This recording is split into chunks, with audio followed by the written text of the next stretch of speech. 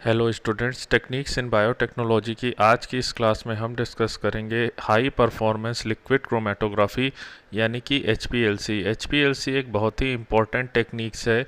ये उन लोगों के लिए ज़्यादा इम्पॉर्टेंट है जो फार्मास्यूटिकल इंडस्ट्रीज़ में या एनालिटिकल केमिस्ट्री में वर्क करना चाहते हैं। तो आइए डिस्कस करते हैं क्या होता है एचपीएलसी। एचपीएलसी या हाई परफॉर्मेंस लिक्विड क्रोमेटोग्राफी का एक दूसरा नाम भी होता है, वो है हाई प्रेशर लिक्विड क्रोमेटोग्राफी। ये एक एनालिटिकल टेक्निक है। एनालिटिकल टेक्निक का मतलब ये किसी भी मिक्सचर की एनालिसिस में यूज़ होती है और इसके जो मेजर वर्क्स हैं वो क्या हैं? सेपरेशन, आइडेंटिफिकेशन और quantification of A component in a mixture. मतलब किसी मिक्सचर में जो भी कंपोनेंट प्रेजेंट है उसको हम सेपरेट आउट भी कर सकते हैं उस मिक्सचर से। उसको हम आइडेंटिफाई भी कर सकते हैं कि वो कौन सा कंपोनेंट है या कौन सा कंपाउंड है, और या हम उसका क्वांटिफिकेशन भी कर सकते हैं कि कितने अमाउंट में वो उस मिक्सचर में प्रेजेंट है। इसमें क्या होता है कि कॉलम क्रोमेटोग्राफी के प्रिंसिपल्स ही लगते हैं, क्योंकि इसमें एक कॉलम यूज़ होता है और यहाँ पे क्या होता है, उसके बाद एक कॉलम में सेपरेशन होता है, उसके बाद जो कंपोनेंट है वो आइडेंटिफाई होता है और क्वांटिफाई होता है डिटेक्टर्स की मदद से। एचपीएलसी एक तरीके की लिक्विड क्रोमेटोग्राफी है, जैसा कि नाम से पता चल रहा है, और यहाँ पे कॉलम का यूज़ होता है। तो ये क्या हो गई, ये एक कॉलम लिक्विड क्रोमेटोग्राफिक मेथड है। यहाँ पे क्या होता है, जैसे एक नॉर्मल कॉलम क्रोमेटोग्राफी होती है। नॉर्मल कॉलम क्रोमेटोग्राफी में क्या होता है, एक स्टेशनरी फेज़ होता है, एक पोलर स्टेशनरी फेज़ होता है जैसे कि सिलिका, और दूसरी चीज़ होती है एक मोबाइल फेज़ होता है। मोबाइल फेज़ क्या होता है कॉलम क्रोमेटोग्राफी में, वो नॉन पोलर होता है। और ये कैसे होता है, एक कॉलम में स्टेशनरी फेज़ पैक होता है और मोबाइल फेज़ उस पे से रन कराया जाता है। अब क्या होता है, ग्रेविटी की वजह से जो सॉल्वेंट है यानी कि हमारा जो मोबाइल फेज़ है वो फ्लो करता है और उसमें हम अपने मिक्सचर को ऐड कर देते हैं। अब उसके बाद क्या होता है, कॉलम क्रोमेटोग्राफी में सेपरेशन क्यों होता है? सेपरेशन इसलिए होता है, बच्चों ध्यान से सुनिएगा, कॉलम क्रोमेटोग्राफी में सेपरेशन पोलैरिटी के बेसिस पे होता है। तो जैसा कि मैंने आपको बताया कि सिलिका सिल्का यहाँ पे स्टेशनरी फेज़ की तरह यूज़ हो रहा है।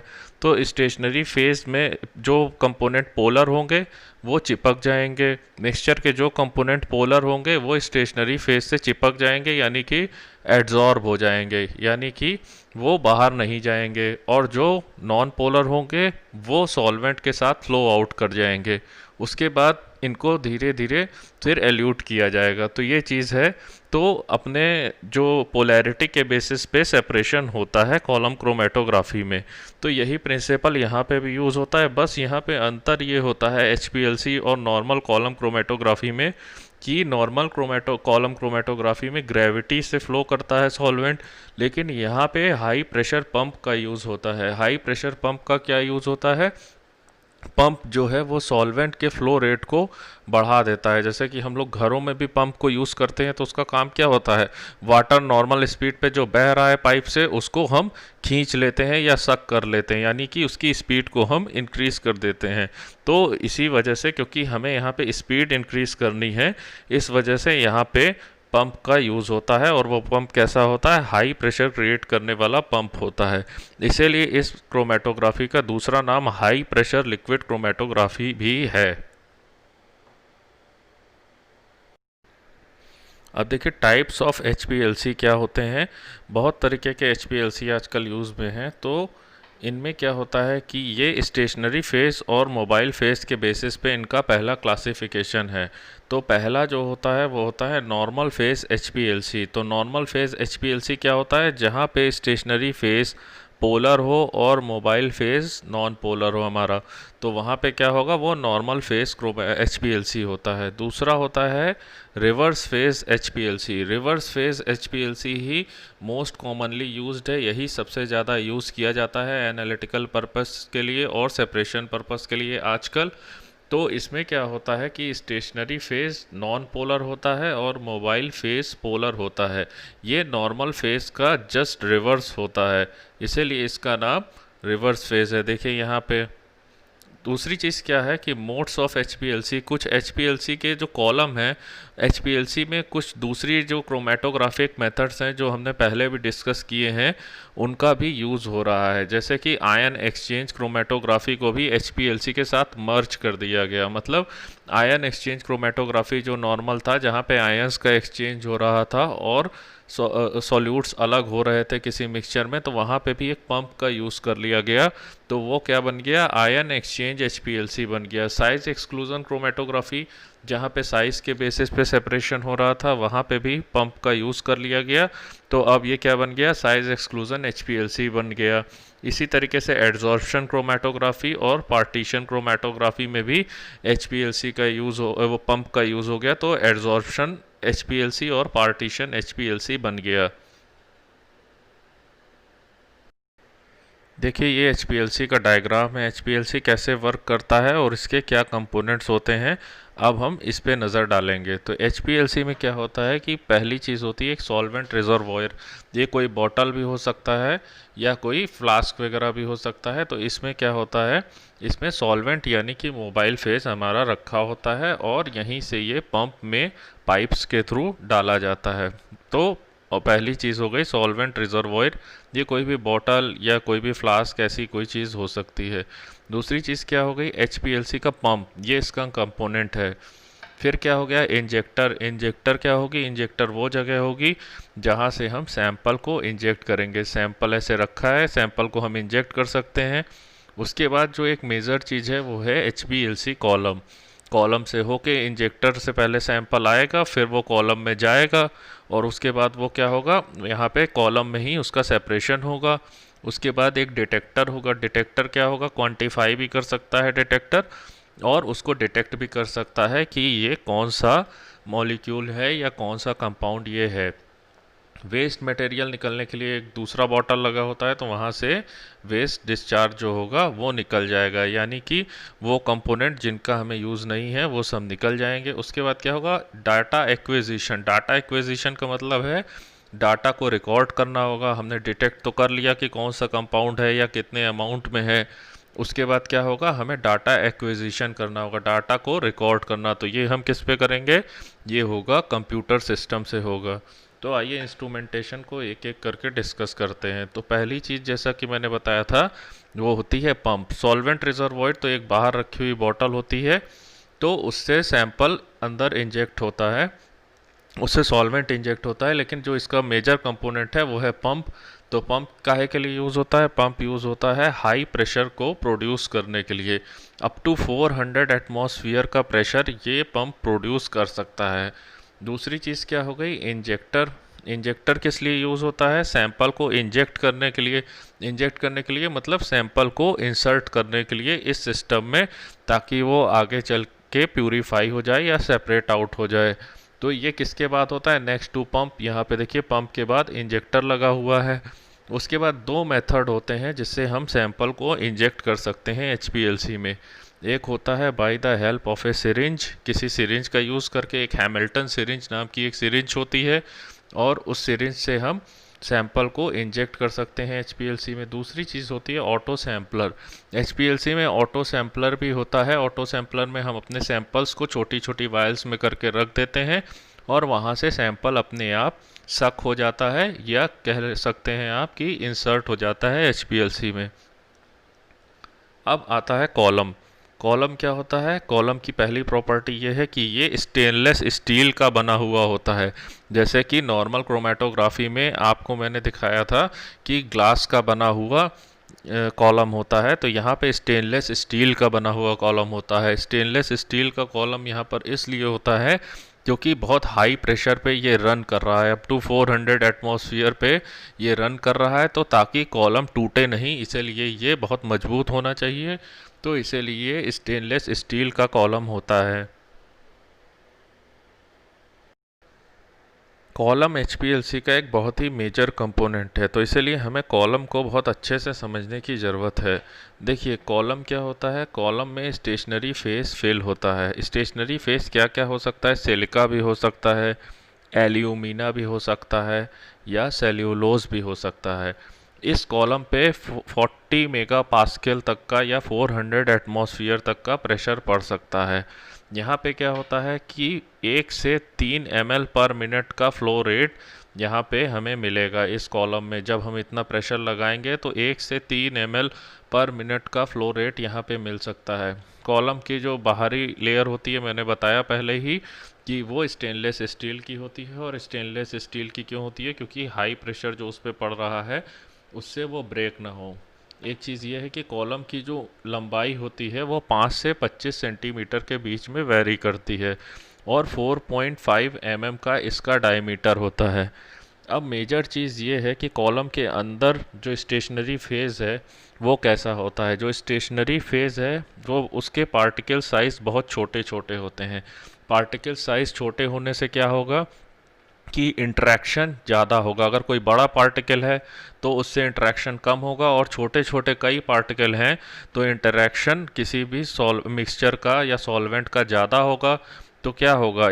तो ये होगा कि लार्ज सरफेस एरिया हो गया, मतलब इंटरेक्शन के लिए जो एरिया हमें चाहिए था वो बहुत ज़्यादा हो गया। इसकी वजह से क्या हुआ? हाई रिजोल्यूशन हो गया, यानी कि हाई सेपरेशन पावर हो गई इस HPLC की। इसी वजह से यहाँ पे हाई प्रेशर का पंप भी यूज़ किया जा रहा है, क्योंकि यहाँ पे जो कॉलम यूज़ करना था हमें वो हाई रेजोल्यूशन के लिए, उसमें बहुत छोटे छोटे पार्टिकल साइज़ थे। तो छोटे छोटे पार्टिकल साइज़ पे जब सॉल्वेंट रन करता नॉर्मली ग्रेविटी के फ्लो में, तो उसमें क्या होता? एक बैक प्रेशर आता। तो ये बैक प्रेशर यहाँ पे नहीं आएगा क्योंकि हम यहाँ पे पंप का यूज़ कर रहे हैं। तो अगला कंपोनेंट क्या होता है? अगला कंपोनेंट HPLC का होता है डिटेक्टर। डिटेक्टर में क्या होता है? कंपाउंड्स जो मिक्सचर में थे वो डिटेक्ट होते हैं। और डिटेक्ट किस फॉर्म में होते हैं? पीक्स के फॉर्म में डिटेक्ट होते हैं। देखिए यहाँ पे दिखाया गया है, इस तरीके का ग्राफ हमें HPLC में मिलता है। ये absorption versus retention time. Retention time वो टाइम होता है जितने समय तक कॉलम में कोई कंपोनेंट मिक्सचर का रह सकता है। कोई भी कंपोनेंट जितनी देर तक रह सकता है कॉलम में, वो टाइम होता है रिटेंशन टाइम। तो जो भी कंपाउंड्स होते हैं मिक्सचर में वो किस फॉर्म में डिटेक्ट होते हैं? वो पीक के फॉर्म में डिटेक्ट होते हैं। जैसे मान लीजिए कोई कंपाउंड ए रहा होगा मिक्सचर में, तो वो यहाँ पे डिटेक्ट हुआ एक पीक में। कोई कंपाउंड बी रहा होगा तो वो डिटेक्ट हुआ दूसरे पीक के फॉर्म में। इन पीक्स का हमें पता कैसे चलता है कि कौन सा पीक किस चीज़ का है? कौन सा पीक ही वो पीक है जो हमारा डिज़ायर्ड कंपाउंड है वो है। तो इसके लिए हमें एक स्टैंडर्ड रन कराना पड़ता है। स्टैंडर्ड क्या होगा कि स्टैंडर्ड का पीक जितने टाइम पे आया यहाँ पे, उतने ही टाइम पे जो पीक हमें मिलेगी तो उसको हम ये मान लेंगे कि ये हमारा डिज़ायर्ड कंपाउंड है, और यह डिज़ायर्ड कंपाउंड की ये पीक है। उसी टाइम पे जो पीक आएगी उसको हम मान लेंगे। दूसरी चीज़, अब हम इसको क्वांटिफाई कैसे करेंगे? मान लीजिए पीक तो आ गई, तो वो पीक जो आई है वो कितनी है, कितना कंसंट्रेशन है उसका, कितना सैंपल प्रेजेंट है। तो पीक का एरिया हम यहाँ पे पता करेंगे। तो पीक का एरिया जो होगा, पीक के एरिया से ये पता लगेगा कि कितना कंसंट्रेशन प्रेजेंट है। जिस पीक का एरिया ज़्यादा होगा वहाँ पे, अगर पीक का एरिया ज़्यादा है हमारे जो स्टैंडर्ड है उससे, तो कंसंट्रेशन ज़्यादा होगी, और उसके एरिया को हम कैलकुलेट करके ये पता लगा लेते हैं कि कितनी कंसंट्रेशन है सैंपल की। तो देखिए उसके बाद डिटेक्टर कितने टाइप के होते हैं? डिटेक्टर कई टाइप्स के यहाँ पे यूज़ हो सकते हैं। यूवी डिटेक्टर भी यूज़ हो सकता है। आईआर डिटेक्टर मतलब इंफ्रारेड डिटेक्टर यूज़ हो सकता है। रिफ्रैक्टिव इंडेक्स डिटेक्टर भी यूज़ हो सकता है। इलेक्ट्रोकेमिकल डिटेक्टर भी यूज़ हो सकता है। मास स्पेक डिटेक्टर भी यूज़ हो सकता है। तो ये सारे जो हैं डिटेक्टर के फॉर्म हैं। उसके बाद क्या होता है? जो अगला कंपोनेंट होता है वो होता है रिकॉर्डर। हमारा जो पीक्स आया, पीक का एरिया आया कितना है, तो ये सारी चीज़ें कैसे होंगी हमें पता? क्योंकि वो कहीं ना कहीं पे हमें रिकॉर्ड करना पड़ेगा सारा डेटा। तो कंप्यूटर यूज़ होता है पीक को रिकॉर्ड करने में और पीक के एरिया को रिकॉर्ड करने में। एक कंपोनेंट इसमें और लगा होता है जिसका नाम होता है डी गैसर। डी गैसर का काम ये होता है बच्चों कि जो नॉर्मल सॉल्वेंट, जिस सॉल्वेंट को हम रन करा रहे हैं, या मोबाइल फेस जिसको हम रन करा रहे हैं, उसमें कुछ गैसेस के बबल्स प्रेजेंट होते हैं। तो ये बबल्स अगर जाते हैं कॉलम में तो वो सेपरेशन प्रोसेस को हिंडर करते हैं या तो उसको मतलब रोकते हैं। तो यहाँ पे क्या होता है, इन गैसेस को ये निकालता रहता है या डी गैसीफाई करता रहता है सॉल्वेंट को। तो इसीलिए डी गैसर भी एक कंपोनेंट है जो HPLC का एक कंपोनेंट है और यहाँ पे यूज़ होता है। उसके बाद देखिए, ये बहुत ही इंपॉर्टेंट टाइप की क्रोमेटोग्राफी है, बहुत एडवांस क्रोमेटोग्राफी है। तो इसकी बहुत सारी एप्लीकेशंस हैं इंडस्ट्रीज़ में, फार्मास्यूटिकल इंडस्ट्रीज़ में इसकी बहुत सारी इंपॉर्टेंस है, बहुत सारा यूज़ है। और एनालिटिकल केमिस्ट्री में, रिसर्च लेबोरेटरीज़ में, कंपाउंड्स के डिटेक्शन में, जैसे प्लांट से कोई ड्रग निकालनी है तो उसके लिए ये यूज़ होता है। किसी भी बैक्टीरिया में कोई ड्रग है, कोई कंपोनेंट है, कोई कंपाउंड है, वो हमें आइसोलेट करना है, प्यूरीफाई करना है, तो वो इसके लिए हम इसका यूज़ करते हैं। प्रोटीन्स को भी हम HPLC से प्यूरीफाई कर सकते हैं। तो HPLC की बहुत सारी एप्लीकेशंस हैं। तो आइए एक एक करके हम सारी एप्लीकेशंस को डिस्कस करते हैं। तो एक चीज़ क्या हो गई कि ये एनालिसिस ऑफ ड्रग्स की एनालिसिस के लिए यूज़ होता है। क्वालिटी कंट्रोल डिपार्टमेंट में ये बहुत ज़्यादा यूज़ होता है फार्मास्यूटिकल इंडस्ट्रीज़ की। किसी भी ड्रग की जो हमें प्रोड्यूस करना है वो डिज़ायर्ड क्वालिटी की है, मतलब जो कंपोनेंट्स उसमें होने चाहिए वो हैं या नहीं हैं, तो वो हमें पता करना है, या जितने अमाउंट में होने चाहिए उतने अमाउंट में हैं या नहीं है, तो उसके लिए हम HPLC का यूज़ करेंगे। दूसरी चीज़, सिंथेटिक पॉलीमर्स की एनालिसिस में भी हम इसका यूज़ करते हैं। अगर एनवायरनमेंट से हमने कोई सैंपल कलेक्ट किया, उस सैंपल में पॉल्यूटेंट हैं, वो पॉल्यूटेंट भी क्या होंगे, एक तरीके के कंपाउंड नहीं होंगे, तो हमें डिटेक्ट करना है। मान लीजिए हमने वाटर का सैंपल कलेक्ट किया, हमें ये पता करना है कि उसमें कोई पर्टिकुलर पॉल्यूटेंट है, वो प्रेजेंट है या नहीं है, तो उसके लिए भी हम HPLC का यूज़ कर सकते हैं।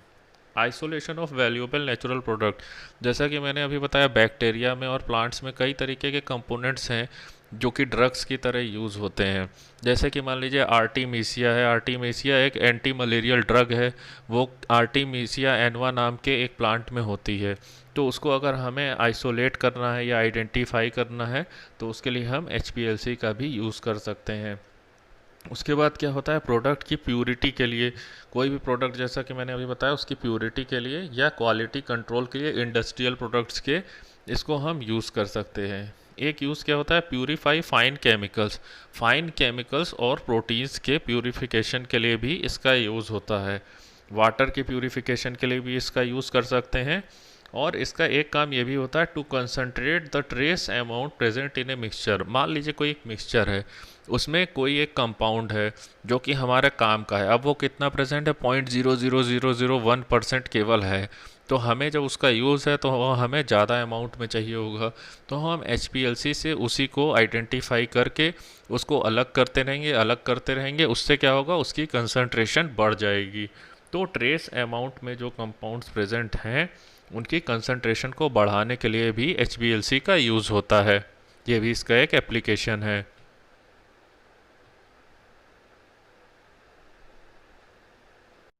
अब देखिए HPLC के क्या क्या एडवांटेजेस हैं, अदर क्रोमेटोग्राफिक मेथड से HPLC क्यों बेहतर है। स्पीड, जैसा कि हम जानते हैं कि इसमें एक हाई प्रेशर पंप का यूज़ होता है जिसकी वजह से सॉल्वेंट का फ्लो रेट जो है वो बहुत ज़्यादा होता है। तो इसीलिए क्या हो गया कि स्पीड एक एडवांटेज है HPLC का, जो कि अदर क्रोमेटोग्राफिक मेथड में हमें नहीं मिलती इतनी स्पीड। दूसरी चीज़ क्या हो गई, एफिशिएंसी। इसकी एफिशिएंसी बहुत ज़्यादा है, बहुत ज़्यादा एफिशिएंट है। मतलब इसकी सेपरेशन पावर, क्रोमेटोग्राफी की एफिशिएंसी कैसे पता चलेगी कि वो कितना ज़्यादा सेपरेशन कर सकती है, क्योंकि क्रोमेटोग्राफी एक सेपरेशन मेथड है, तो इसका सेपरेशन पावर बहुत ज़्यादा है। तो ये भी इसका एक एडवांटेज है। फिर तीसरी चीज़ क्या हो गई कि जो कॉलम हम यूज़ कर रहे हैं, जैसे कि हम अदर क्रोमेटोग्राफिक मेथड में जैसे यूज़ करते हैं तो उसके बाद हमें उसको फिर से हम यूज़ नहीं कर सकते, लेकिन यहाँ पे क्या है, हम इसको जो कॉलम है उसको हम बार बार यूज़ कर सकते हैं। मतलब हम क्या कर सकते हैं, रेपिटेटिव एनालिसिस कर सकते हैं, बार बार एक ही कॉलम का यूज़ करके हम एनालिसिस कर सकते हैं। चौथी चीज़ क्या है कि ये ऑटोमेटेड प्रोसीजर है। ऑटोमेटेड या ऑटोमेटिक प्रोसीजर क्या होते हैं, जो अपने आप रन करते हैं। एक बार हमने सैंपल रख दिया, ऑटो सैंपलर ने ले लिया, या तो हमने सिरिंज से इंजेक्ट कर दिया और वो अपने आप चल रहा है। अब हमें उसको देखते रहने की ज़रूरत नहीं है कि वो कैसे चल रहा है, या अपने हाथ से उसे हमें कुछ भी मैनुअल काम नहीं करना है। तो इससे क्या है, ये लेस लेबोरियस भी है। तो क्या है, ये एक ऑटोमेटिक प्रोसीजर है और ऑटोमेटेड इसकी डेटा हैंडलिंग भी है। डेटा अपने आप रिकॉर्ड होता जाता है और अपने आप सेपरेशन होता जाता है। तो ये सारे एडवांटेजेस हैं एचपीएलसी के। होप कि आप लोगों को ये समझ में आया होगा। अगर कोई भी आप लोगों को डाउट हो तो वो कमेंट सेक्शन में आप लोग कमेंट करके पूछ सकते हैं। Thank you students.